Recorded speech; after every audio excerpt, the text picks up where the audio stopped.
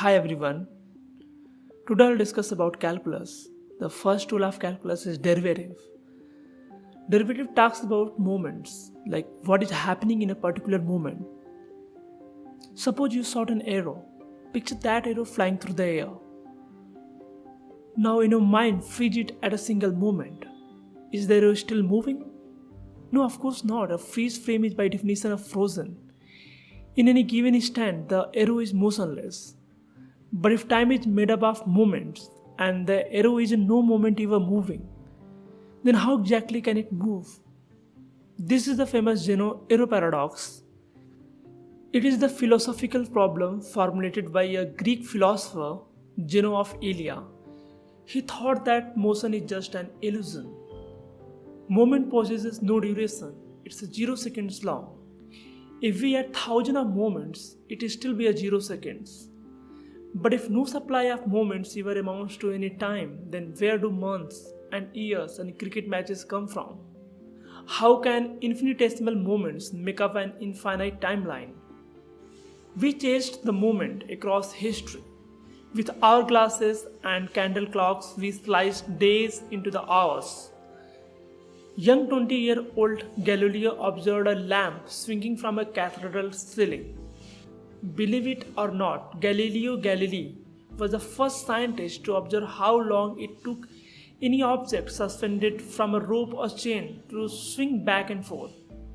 There were no wristwatch at that time, so Galileo used his own pulse as a time measurement. Galileo observed that no matter how big the swings or how small the swings were, the time it took for each swings to complete was exactly the same. Galileo Galilei had discovered the law of pendulum, and this law of pendulum would later be used in the construction of the clocks. With pendulums, we made hours into the minutes and then into seconds. From there, we decomposed time into milliseconds, microseconds, and nanoseconds. Now we have the smallest unit of time, that is the Planck time. That is the time taken by light to cross a trillionth part of a photon. Physicists insist that it's the smallest meaningful unit of time in the universe. But is the moment smaller than the Planck time? This slicing of time into the smaller ones gives a way to a concept called Tatkalika Gati, used by Hindu astronomers. That is instantaneous motion. How fast and in what direction is the moon moving right at this exact moment? Tatkalika Gati is described as a derivative now. Consider you're riding a cycle. Derivatives measure how fast its position is changing. That is a cycle speed at any given moment. If change in position is slow, then its speed will be low. And if change in position is fast, then its speed will be high. But how to calculate speed at any moment? So for this, first we gather the information about the cycle position at a regular interval of time and we plot it. This plot will tell you about the position of cycle at any time.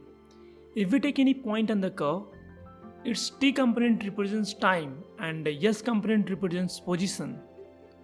Here at a time t1, the position of cycle is s1. Now we want to find the velocity of cycle at this point A. So for this we take another point B on the curve nearby point A. This is the average velocity of cycle between time t1 and t2.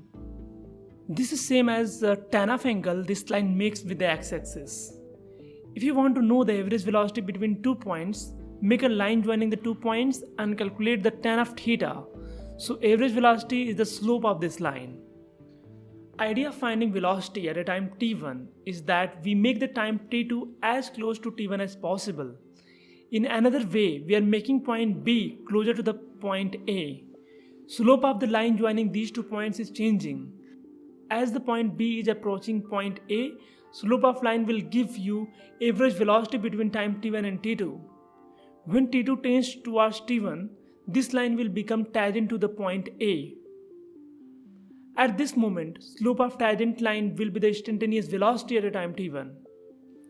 Derivative of position s with respect to time t at a time t1 is same as slope of this tangent line, which is same as instantaneous velocity at a time t1.